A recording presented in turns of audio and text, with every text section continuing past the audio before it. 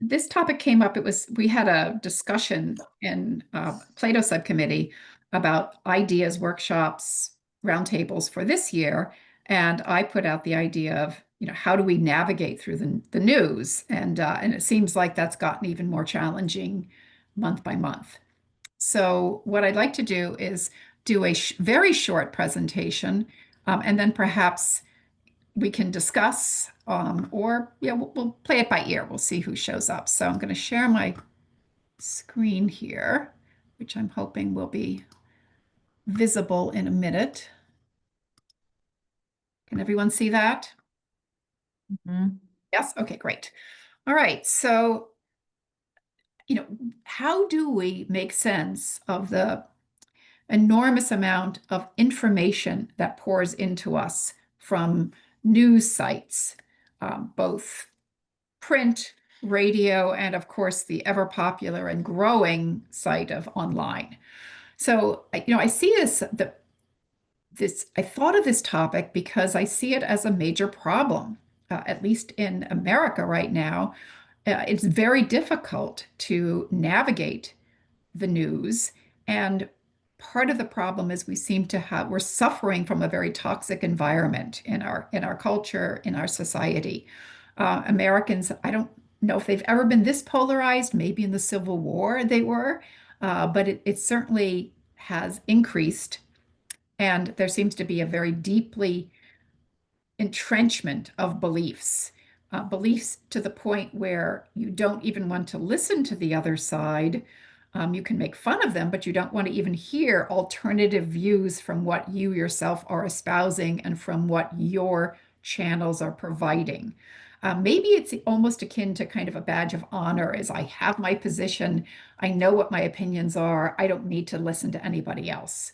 But that's not a particularly fruitful environment for rethinking the information that we are provided with.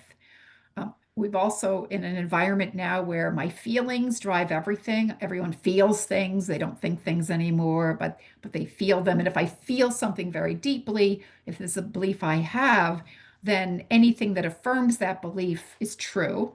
And anything that might even slightly challenge that belief is dismissed right away as false because it seems to be attacking me and my feelings. And those are very important. There's also this kind of parallel problem where there could be a reluctance to criticize anything.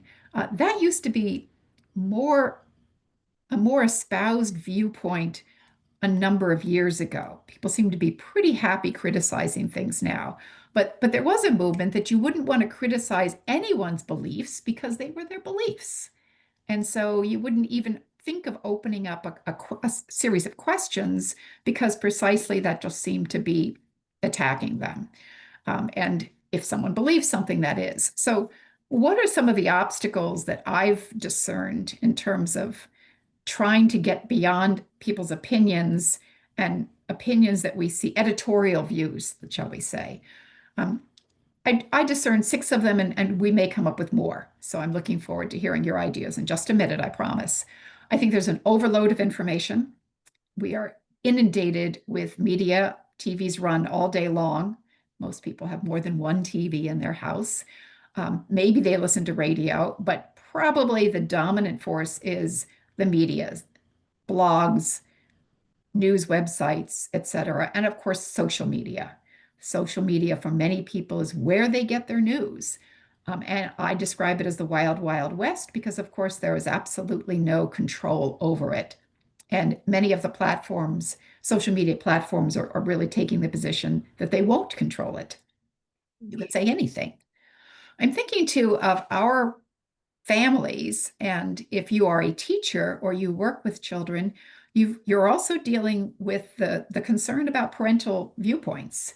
And will they be upset if you try to even open up a dialogue about a position that they deeply hold and espouse? So if you're working with younger people, teens, even college students, you can end up with a lot of parental pushback because you are questioning their worldview. I think there's just simply a lack of time for individuals to look at social media and kind of calculate, should I believe this story? If it's a catchy story, if it affirms my viewpoint, I tend to embrace it. Even if I want to recheck it out, I'm not quite sure how I would do that. And if I get it from a number of sources, then all of a sudden it becomes true. I think that there's also a kind of disconnect with the news. I see this among my undergraduates, that it is so overwhelming that they just check out. They don't want to hear anything, whatever's happening now in the world, they don't want to think about. They'll just listen to Taylor Swift, or they'll just, go into sports, look at the sports column, and that's about it. About it. Too much information. We want to disconnect. And then finally, I guess we're now all facing the increased challenges of AI. Certainly in schools we are. And it is a very mixed bag. We don't have 5 weeks to talk about that particular little block there, but I think we're all aware that a lot of news is created by AI. Images are created by AI, videos are created by AI, and they're pretty darn good. They look pretty convincing. When you see an interview with the president of the United States and someone and it looks real and you're like getting outraged or you're getting thrilled, is it real or is it created by some East European troll farm that's using AI in very creative ways? So those are just some of the obstacles I've discerned, but there may be more, and I'm very interested in your thoughts. Just today, I got this really quick video. It's 2 minutes, so I think we have enough time to watch it. And this is from a site that I actually use, and I cite later on in my PowerPoint. If we have time, we can look at it, that analyzes, it's an independent site that analyzes media bias. And I thought this was an informative video. A funny thing that's happened lately is people have started to mistakenly refer to our media bias chart as Harvard's media bias chart. Like this article from Distractify called it that, and so did a high school English teacher in the syllabus. The reason why people think that is because Harvard's library has an online research guide, like most libraries do. So it's the And Ad they prominently Fontes. display our chart as a resource. They never claim that they made it, and they accurately describe and credit us for creating it, so it's not their fault. But this is a good opportunity to talk about how sloppy attribution, like by a media outlet, combined with a logical fallacy known as appeal to authority, can cause people to give something a lot of credit without evaluating it on the merits. Basically, people take a mental shortcut and think, oh, this is from Harvard, so it must be good. Harvard is an authority because it has a long-standing, highly regarded academic reputation. Now, the chart isn't from Harvard, that's sloppy attribution. But even if it was from Harvard, is that a logical reason by itself to believe the chart is credible and well constructed? No. You should decide whether to rely on it based on its merits, like the robustness of its methodology. But you can see how tempting it would be for me to just let people believe it was from Harvard and not go out of my way to correct them. That would be kind of slimy because I'd be indirectly appealing to the authority that Harvard has to gain credibility for myself. And that logic can lead people astray. The same thing happened recently with a study published in a journal called BMC Environmental Health about potential associations between acetaminophen and autism. The lead author is a dean at the Harvard School of Public Health, and other authors were from UCLA and Mount Sinai. So Harvard and Mount Sinai published press releases about this study on their sites.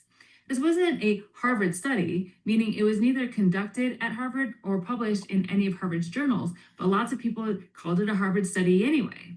And that obscured some sketchy background facts about that study, which are covered by the smart folks at Geyser and other experts in the scientific journal space, like the fact that the authors paid about $3,500 to publish it, that it wasn't published in a journal with more rigorous peer review, and that the Harvard Dean author was disqualified as an expert witness in a class action case against Tylenol, a case that was thrown out because of insufficient evidence.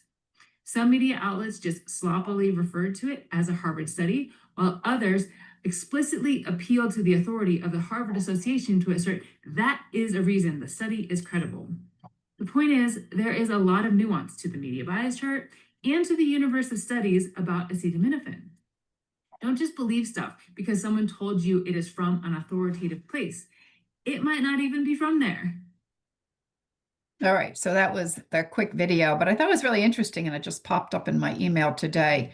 Oops, we don't want to see that again. So with no more I do. Here are some of the questions that I thought maybe we'd want to talk about.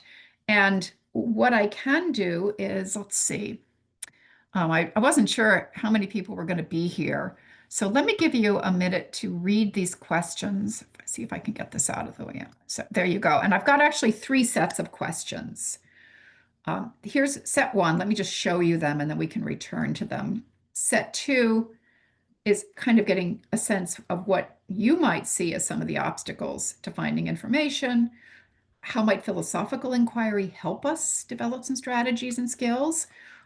Maybe we could even look specifically at some of the ideas within philosophy that seem to address how to deal with news, how to judge information appropriately, and where might they fit into an educational schemata, either formal or informal. My last chart was a little bit more focused in that it kind of explores this question of expertise and how ought we to interact with it? To what extent should we look at authority? And we can kind of explore maybe what that means.